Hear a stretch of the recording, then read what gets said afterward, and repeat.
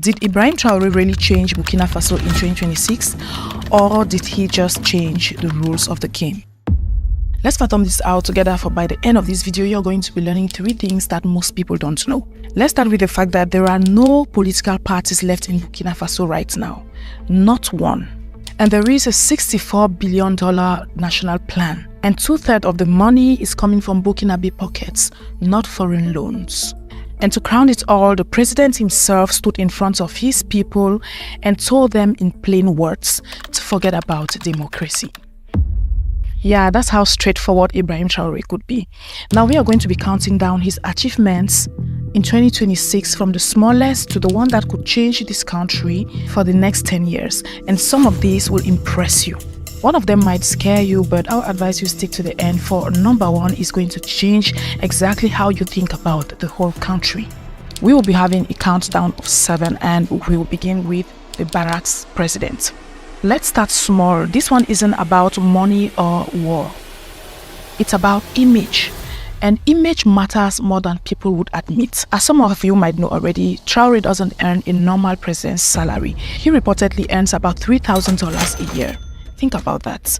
That's less than what some junior office workers earn in a year. He doesn't take vacations and lives in a military barracks, not a palace. How many African presidents could even think of that? Now here's the part that made the members of the Burkinabe government actually angry. He went ahead to cut the pay of ministers and members of parliament by about 30%.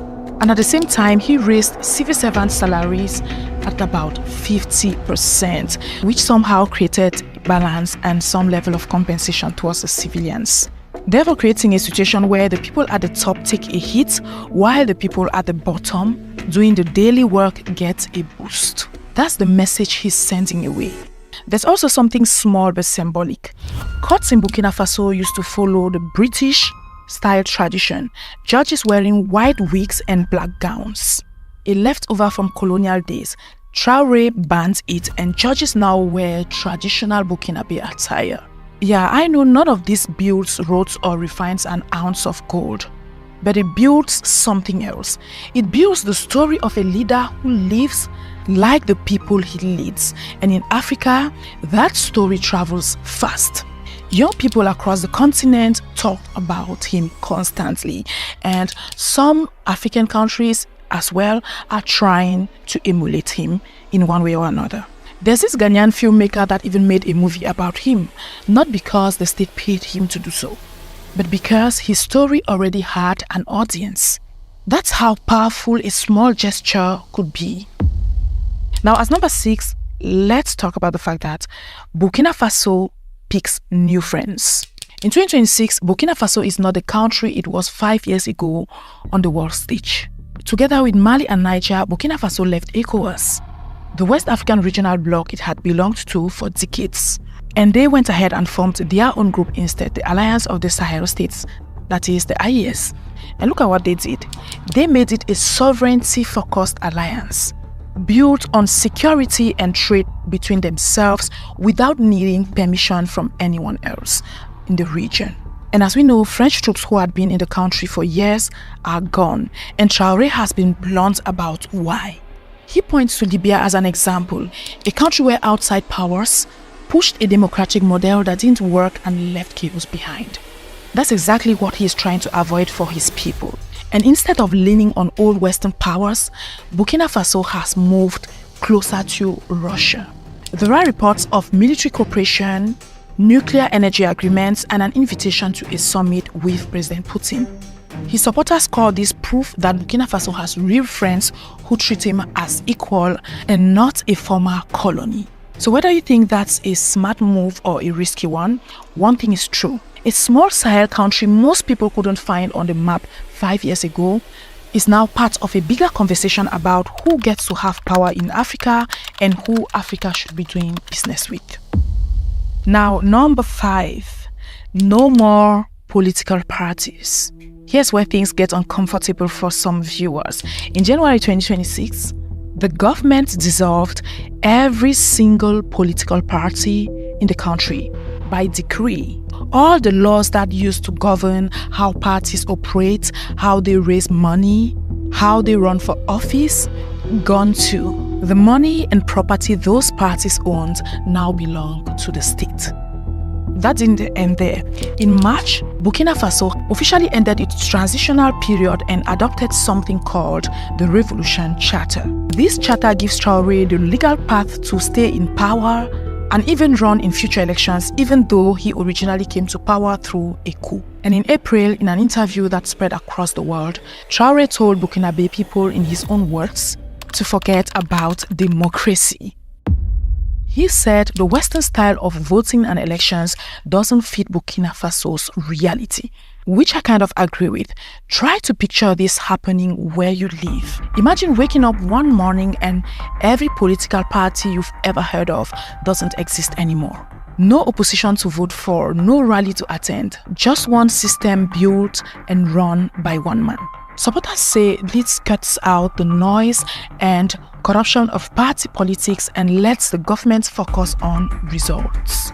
Human rights groups say something very different. They call it the shutdown of political life in the country.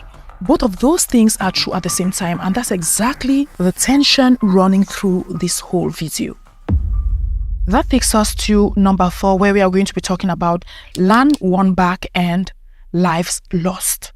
Now we get into the numbers that are harder to sit with. Since Traoré took power, the territory controlled by the Burkinabe has increased.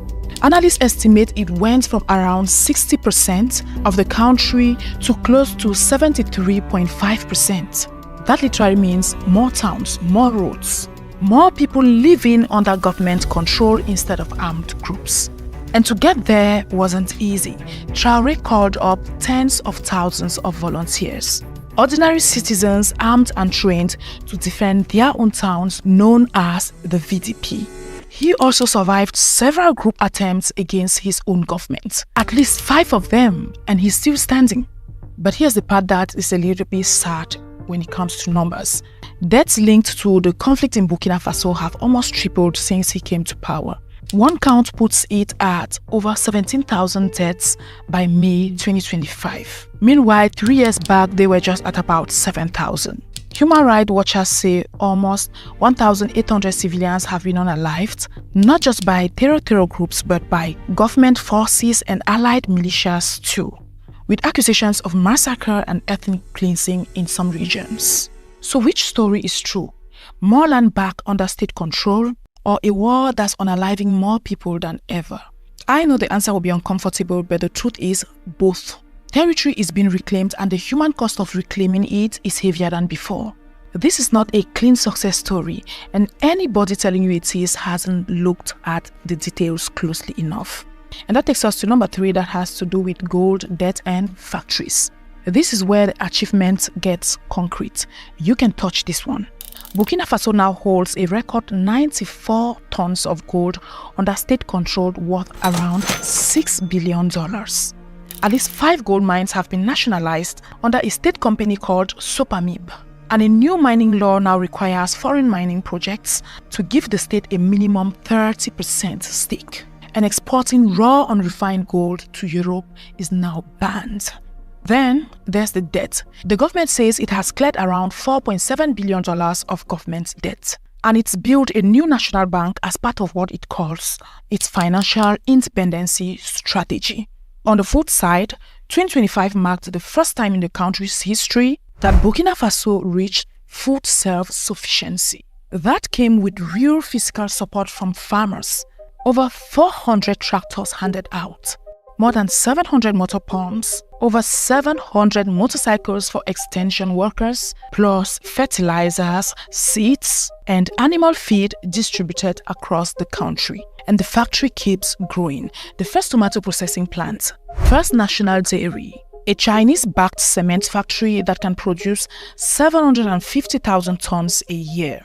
A second cotton processing plant, plus the nationalization of Sofitex, one of the country's biggest cotton companies. Add a new airport under construction near Ouagadougou, built to handle around 1 million passengers a year.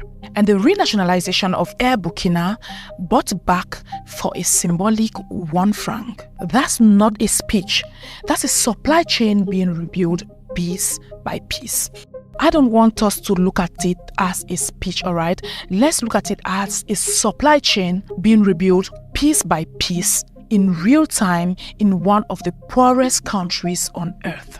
That leads us to number 2, that has to do with financial independence on his own terms. We touched on debt already, but I feel it deserves its own spot because of what it represents. Clearing $4.7 billion in local debt while fighting an active war is not a small thing. Most governments in that situation will borrow more and not less. But Traoré's government chose the opposite path, and it built its own bank to back that choice up. Now let's combine that with the gold refinery, the nationalized mines, and the ban on exporting raw gold. If you look at it keenly, you would see that this isn't a random policy making. It's a government trying to control its own money supply, its own resources, and its own banking system without needing the IMF or a foreign lender to sign off first.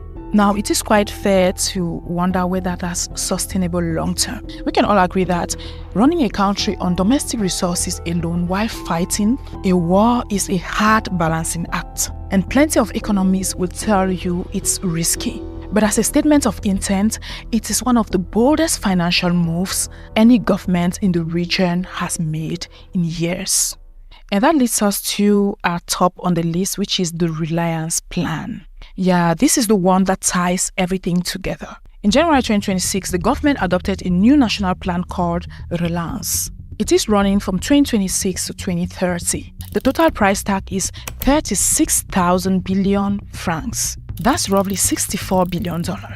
Here's the part that matters most. About 2/3 of that money is meant to come from domestic foreign resources, not foreign aid, not foreign loans. Burkina Faso's own money from its own gold, its own taxes, its own economy.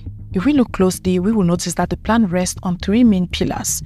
We've got security, social cohesion, and peace.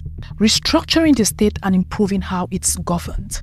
And to achieve that, he focuses on building human capital, that is, focusing on education, health, and skills. He also put an accent on infrastructure, that is, roads, energies, and factories, which are the physical backbones of the economy.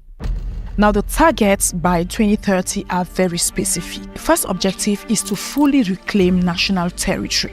Next one, cut poverty from 42% to 35%. Thirdly, raise life expectancy from 61 to 68 years. Fourth, to triple the country's energy capacity from 685 megawatts to over 2,500 megawatts.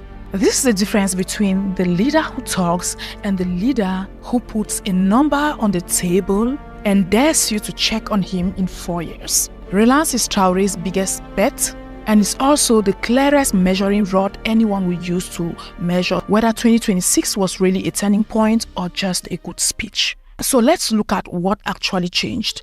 Let's put it side by side so that you could see both sides clearly. Now, 2 stories are true here at the same time. One story says Burkina Faso is finally building things for itself with its own money on its own terms, and the whole continent is watching. The other story says a country that used to have opposition parties and a path to elections now has neither, and the war has gone bloodier, not calmer along the way. Both of these are the real Burkina Faso in 2026, not one or the other. So here's a question I want you to sit with and possibly answer it in the comment section. If a leader delivers real projects and real sovereignty but takes away the ability to vote him out, is that progress? Or is it just a different kind of trap, one that looks better on camera? Tell me where you stand, and if this video actually taught you something you didn't know, you know what to do. Subscribe, because we are going to keep track of this story on how it's unfolding, not just this year, but up till 2030, when the Relance Plan is supposed to prove itself. That said, thanks for watching this video and hope to see you on my next one.